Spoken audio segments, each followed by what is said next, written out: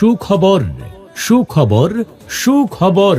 সম্মানিত এলাকাবাসী, গরু ছাগল ব্যবসায়ী ও কোরবানিদাতা ভাইরা, ঐতিহ্যবাহী মুক্তাগাছা ত্রিমোহনী নতুন বাজার গরু ছাগল হাটের ইজারাদারের পক্ষ থেকে সবাইকে জানাই পবিত্র ঈদ উল আজহার অগ্রিম শুভেচ্ছা।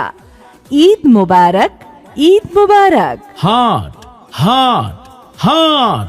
কুরবানির গরু ছাগলের বিশাল জমজমাট হাট বসবে ঐতিহ্যবাহী মুক্তাগাছা ত্রিমোহনী নতুন বাজার গরু ছাগলের হাটে।